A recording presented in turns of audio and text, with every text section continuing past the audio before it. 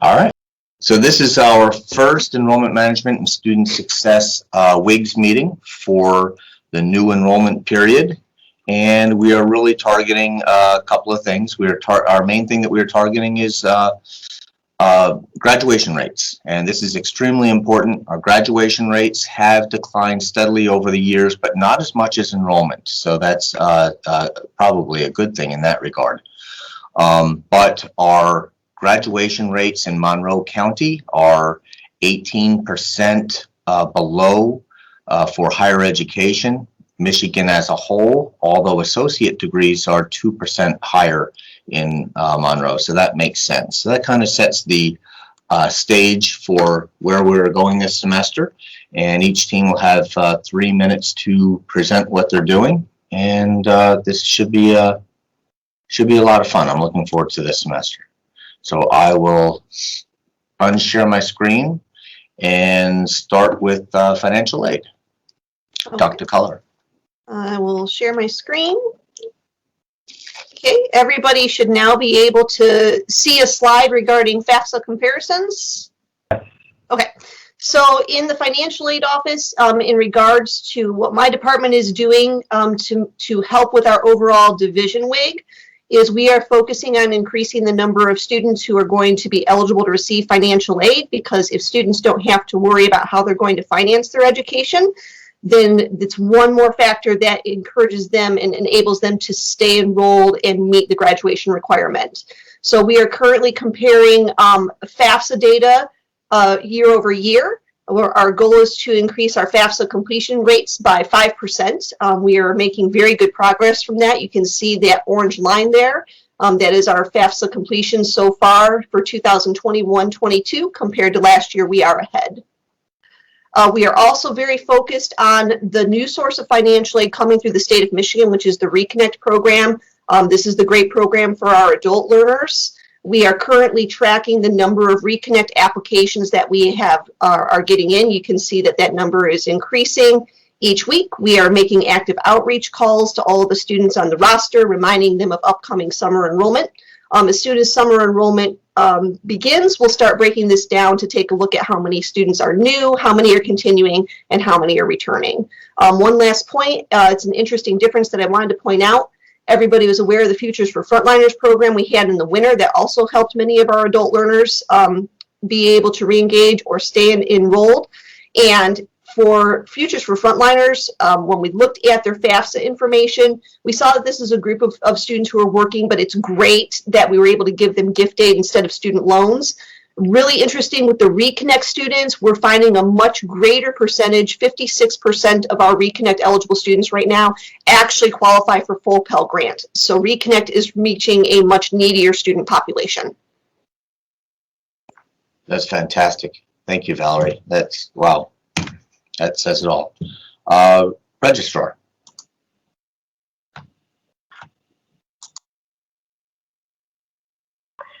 So it has actually been refreshing and pretty easy for me to engage my team in our WIG, because we kind of do graduation every day.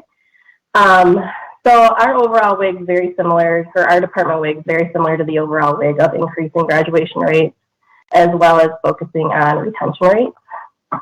So the important or the exciting piece is some of our lead measures that we've come up with and the projects that are going to hopefully move those numbers up. So the first lead measure that we're focusing on is to increase the number of students with declared majors before the end of their first term. So we did a little bit of work so far with winter students. We identified that there were 671 students who weren't necessarily undecided, because we haven't really tracked that in the past, but had an undesignated AS or an undecided major. So we have been doing some outreach to these students already. We sent letters and emails on March 4th, and you can see that as of yesterday, we have had 71 students update their programs. In addition to those outreach efforts, we're focusing a little bit on MTA and the Michigan Pathways for our transfer students. We have created a slideshow that we shared with counselors, advisors, and hopefully high schools. and just kind of going over the requirements for MTA, the importance of it, and also how it ties to the new Michigan transfer pathways.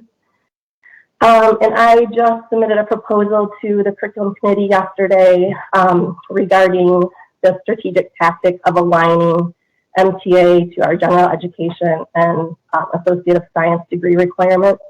So hopefully that conversation will start and improve things for some of our transfer students. Next lead measure, we'd like to decrease the number of credits students are taking that are not part of their declared pathway. And as you see in this chart, we looked at winter numbers just to kind of get a baseline. And our CityX students do very well because they meet with a counselor. We only had 5% taking classes outside of their pathway. And then the rest of the population, there were 238 students taking classes outside of their pathways. We also looked at that group, and 98 of them were taking general education courses, additional general education courses. So we're assuming that they're probably working off of a transfer guide or working on MTA. So our focus is going to be on the 135 students who are taking courses outside of their declared major. So we are working on implementing a weekly alert system once registration starts for summer. Valerie and I already kind of do something similar to this with our financial aid population of students, so we're just going to expand that and run those reports for all students starting next semester. Next lead measure is to increase fall to winter and fall to fall retention rates by 2%. And I think most of the efforts that I've just talked about will help with that. But in addition to those things, we have been making weekly outreach phone calls and sending students emails. So those efforts will continue, and hopefully we will see those rates increase. And last but not least, our last lead measure is to increase the reverse transfer degrees awarded by 10%. We have a program, but it's not been very robust, and we've had a hard time engaging the University of Toledo in those efforts. So I'm hoping to do that. And a big thing that just happened at the board meeting was that we revised the graduation procedures to include auto awarding for degree and certificates. So that should significantly help us increase graduation numbers as well as reverse transfer. So, and that's all I have right now. Great work, Tracy. Thank you. Thank you. Director of Admissions, Mr. Refko. The floor is yours, sir. Good morning. Great morning. Good. Great morning. Let me get my screen shared here.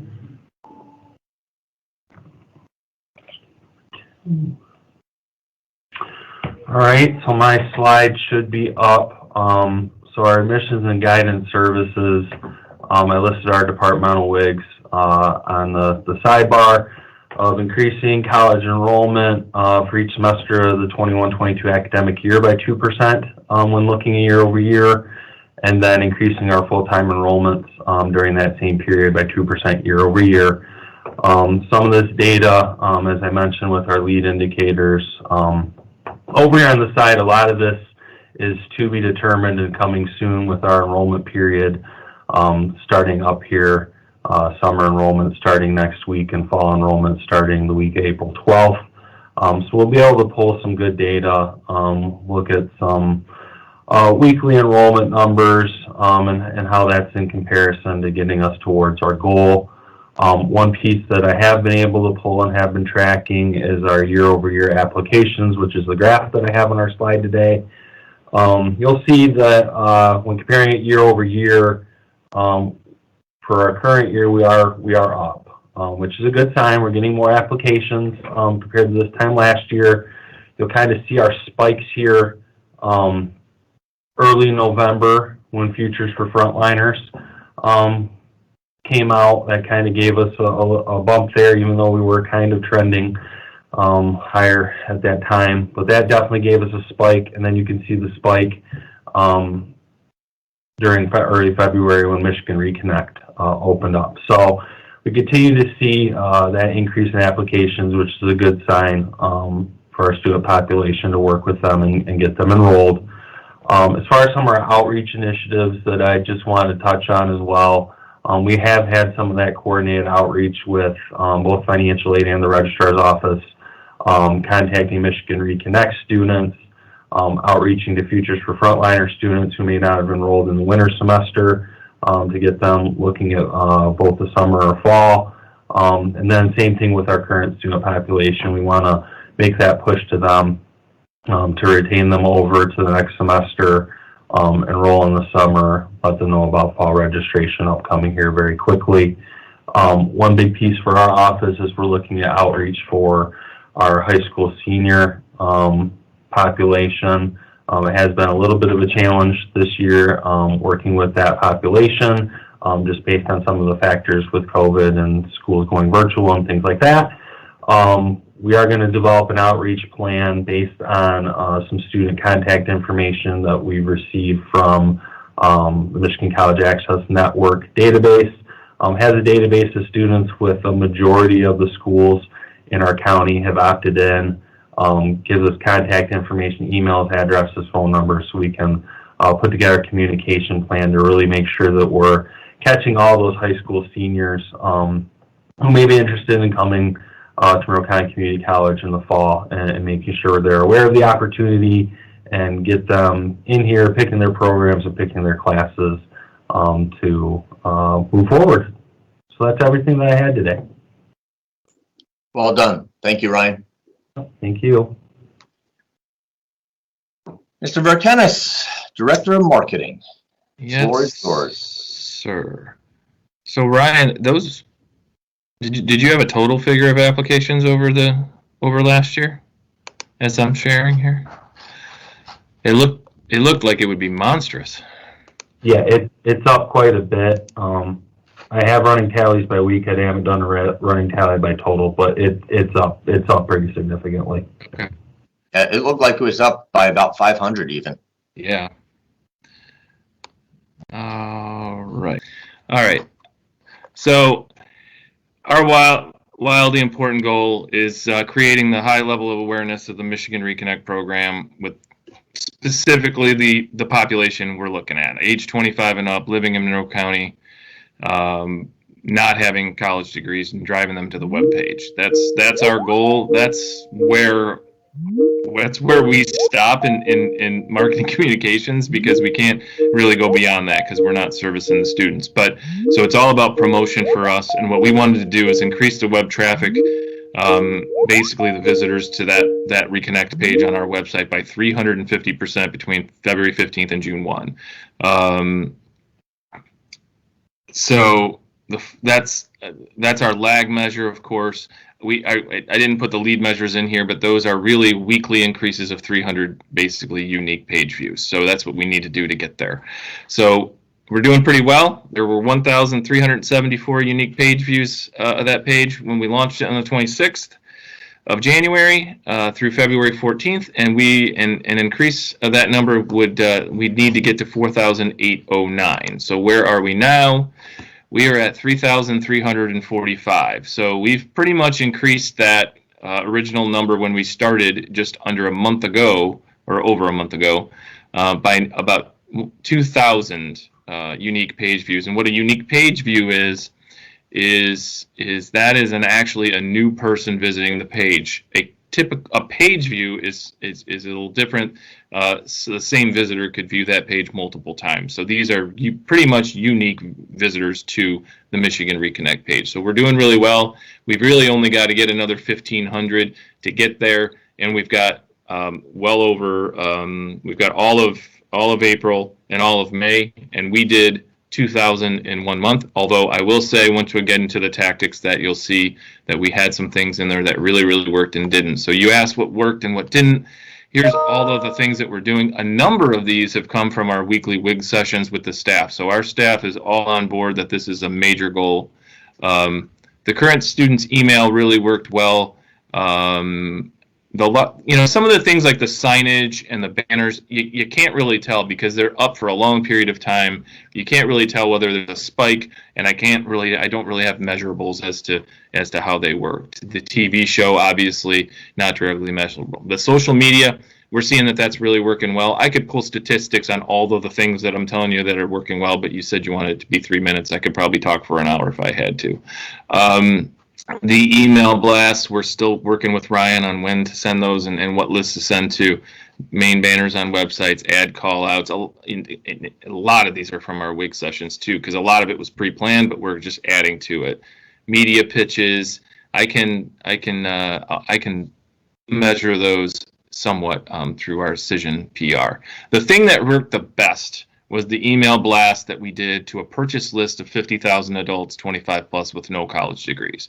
We saw the biggest spikes that we could see, and you can see if I go back to this slide, this is when that happened.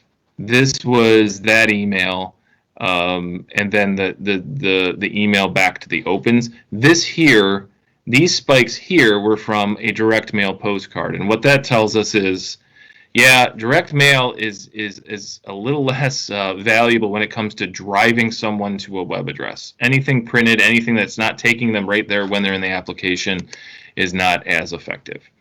And then a few more things. I won't go through all of these, but what's going to continue to happen. An email's going out in 4 days, actually, and then again to the opens on 4/6 to 100,000 adults. But this is where I can't always focus on the specific wig. We're going to incorporate the Michigan Reconnect message into a summer registration postcard or email that's going to go out to 100,000 adults. We'll do the same thing with a postcard here in a couple months that's going to advertise summer semester, and that'll go out to all of the county. Basically, summer semester registration is open, and then there'll be a small section on there that talks about Michigan Reconnect. All of this other stuff here has yet to even start. That's why I'm so confident we're going to reach our goal. This is all of the main advertising that I plan a year in advance. The high demand campaign that we run, which is kind of a registration / program campaign on all of these different things. I won't go into all of them, but we're going to do 50% on that, and 50% of that creative message is going to be spent on Michigan Reconnect. And then this is the chart. I wanted to go out to the website and start to get into specifically what these numbers are, but you can tell week by week. So we're really aware each week. When we're down here, that's we're typically getting between 35 to 50 to 60 hits per day when we're not really doing much of anything, because that's all of the continuing signage and web stuff that's going on. But when we do special stuff, you can see the spikes, and that's all for me. Great job, Joe. Thank you.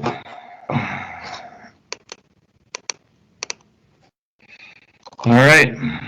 Well, we're looking really promising, and things haven't even started yet. So going forth, we'll keep doing these each week, and just quick updates to really ask that. We'll do our one-on-ones afterwards to talk about opportunities and so forth. I just want to let you all know, and actually I'm going to unshare this right now. Well, no, it's fine. That I'll be coming around and meeting with each of your team members. I've already just started that process, just to say hi, check in, and ask what I can do, so forth. Because I want to make sure that they're aware that I'm around, and that's a good thing, and they can obviously they're having an impact on your teams, right? You're doing a great job managing your teams, and it shows in the data. So I'm really proud.